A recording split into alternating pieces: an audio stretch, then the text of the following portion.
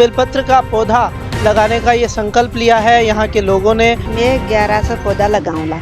शिव महाप्राण की कथा सुनिया था न, जिद्यांसु यो नीम लिया था भाई 1100 पौधा लगाऊंगा। मैं ये चाहती हूँ कि हमारे कॉलोनी में ही नहीं, हमारे ज़िले में, हमारे राजस्थान में, हमारे भारत में ये मुहिम आगे बढ़ती जाए और सब बेलपत्र घर घर में हो और वो शिव जी की आराधना करते रहे। आपको लगता है कि पूरे भारत के अंदर बेलपत्र की जो ये मुहिम आपने चलाई है कि हर घर के सामने बेलपत्र होना चाहिए, शिव जी के ऊपर बेलपत्र चढ़ाने के लिए बेलपत्र कम नहीं पड़ने चाहिए, क्या लगता है ये हो पाएगा? बिल्कुल संभव हो पाएगा। इसको लगाने से हमें कोई सुख मिलता है, सुख शांति मिलती है घर में। डेली जल चढ़ाती हूँ, पूजा करती हूँ बेलपत्र की। प्रदीप मिश्रा की कथा सुनते हैं, जब से कथा सुने उससे ही मंदिर में जाते हैं और अब संकल्प लिए हैं कि भाई अभी हम भी और लगाएंगे। और जो भी मैं तो पहली बार लेके जा रही हूँ, लेकिन अच्छा लगता है, बेलपत्र घर पे होना चाहिए।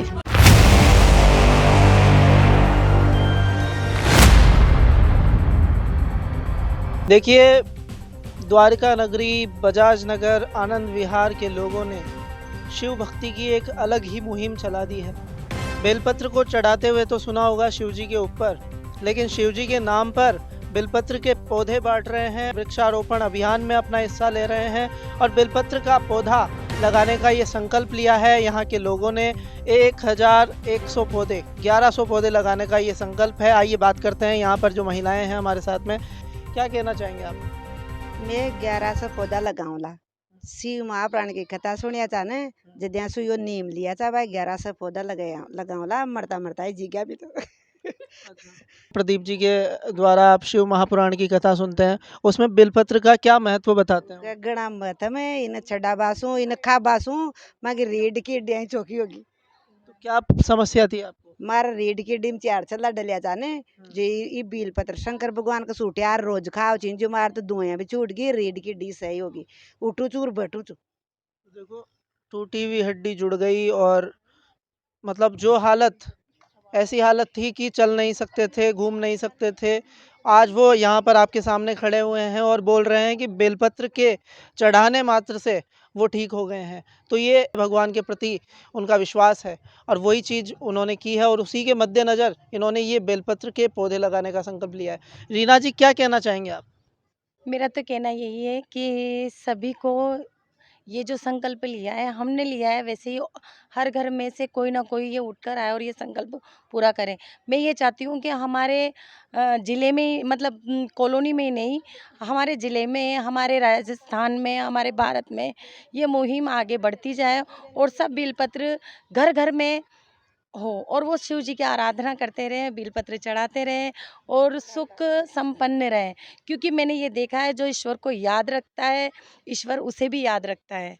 तो आप से और मेरी बहनों से सबसे मेरा अनुरोध है कि ये जो संकल्प हम दोनों बहनों ने मिलकर लिया है, तो आगे भी आप हमारे साथ जुड़ें और हमारे संकल्प को साकार करने में योगदान दें। और शिव जी की असीम कृपा मेरे ऊपर जैसी बनी हुई है, इनके ऊपर जैसी बनी हुई है, वैसी ही सब पे बनी रहे। उनका आशीर्वाद हमारे साथ बना रहे। बेलपत्र का जो पौधा लगाने का आपने संकल्प लिया है, आज आप, पहले तो 2 लोग थे, 2 दंपत्ति थे, आज आपके साथ में कॉलोनी के लोग हैं, क्या कहना चाहेंगे वो लोगों के लिए, वो लोग जिस तरह से जुड़ रहे हैं? एक को देखकर दूसरा चलता है। कोई भी काम हो, आप अच्छा काम कर रहे हो तो अच्छे लोग जुड़ते चले जाएंगे, गलत कर रहे हो तो गलत लोग जुड़ते चलेंगे। हम लोग जैसे शुरुआत में हमारे शिव जी का मंदिर बना, तो हम लोग मंदिर जाने लगे, हमें देखते 2 और जाने लगे, 2 को देखते 4 हुए, 4 से 8 हुए, 8 से पूरी तो आपको कॉलोनी। लगता है कि पूरे भारत के अंदर, आपको लगता है कि पूरे भारत के अंदर बेलपत्र की जो ये मुहिम आपने चलाई है कि हर घर के सामने बेलपत्र होना चाहिए, शिव जी के ऊपर बेलपत्र चढ़ाने के लिए बेलपत्र कम नहीं पड़ने चाहिए, क्या लगता है ये हो पाएगा? बिल्कुल संभव हो पाएगा। तो जब हम बाबा, हाँ, जब हम लोग ये कदम उठा सकते हैं, तो हम ये प्रयास करेंगे कि हर घर के बाहर। महापुराण सुनकर के आपको ये प्रेरणा मिली है, प्रदीप जी मिश्रा जी द्वारा ये कथावाचक हैं, ये तो उनके माध्यम से आपको ये मिला है। पर मैंने प्रदीप जी मिश्रा जी जो गुरुदेव हैं, उनके जो मैंने कथा सुनी ना, मैं उन्हीं से प्रभावित हुई। उन्होंने जो उपाय बताए, उनको भी मैंने किया। मेरी आस्था थी कि पशुपति व्रत जो उन्होंने बताया था कि पशुपति व्रत कीजिए, मेरे मन में वो था कि बहुत दूर मंदिर है, मैं कैसे जाऊंगी कैसे नहीं जाऊंगी। तो स्वयं शंकर भगवान उठकर वहाँ मेरी कॉलोनी में आ गए और मैंने ये व्रत संपन्न। जहाँ आस्था होती है वहाँ भगवान होते हैं। क्या कहना चाहेंगे, क्या नाम है आपका? आशा यादव। आशा जी, बेलपत्र लगाने की जो मुहिम है, हर घर के सामने बेलपत्र लगाने की बात कही जा रही है, उसको लेकर के आप क्या कहना चाहेंगे? बहुत अच्छा लगता है हमें तो, लगा रहे तो भगवान की आस्था है हमारे। इसको लगाने से हमें कोई सुख मिलता है, सुख शांति मिलती है घर में। डेली जल चढ़ाती हूँ, पूजा करती हूँ बेलपत्र की। शिव जी की आराधना से, बेलपत्र की आराधना से क्या काम बने आप? जो मन में विचार करते हैं ना, भाई आज ये काम हो हमारा, तो होता है। तो इसीलिए हर दिन हर काम बनता है। क्या कहना चाहेंगे आप? हम तो परदे मिश्रा की कथा सुनते हैं, जब से कथा सुने उससे से मंदिर में जाते हैं। और बेलपत्र भी हमने लगा लिया, 2 साल हो गए हमारे लगाए, हमारे बहुत बड़ा हो गया। और अब संकल्प लिए हैं कि भाई अभी हम भी और लगाएंगे। और जो भी काम किया ना शंकर भगवान ने, जो भी मनोकामना मांगी हमारी पूरी हुई। जो मनोकामना मांगी है वो मनोकामना बाबा ने पूरी की है, शंकर भगवान ने पूरी की है। क्या कहना चाहेंगे? शुभ नाम क्या है आपका? पूजा।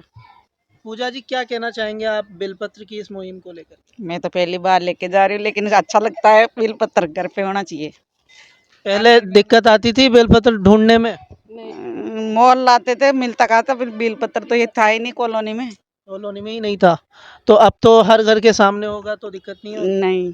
इसको पालेंगे, हाँ ध्यान रखेंगे ना पूरा? हाँ। तो इस तरह से ये निर्णय है, टोंक शहर के हर घर के सामने बेलपत्र का पौधा होना चाहिए और बेलपत्र की कमी ना पड़े। शंकर भगवान पर बेलपत्र चढ़ते रहे और लोगों के काम बनते रहे। इसी उम्मीद के साथ यहाँ के ये 2 दंपत्ति है, इनका ये निर्णय है और शिव भक्ति की ये अनूठी पहल दिखाई दे रही है। टोंक से पीयूष गौतम, ब्यूरो रिपोर्ट, स्वर्ण खबर।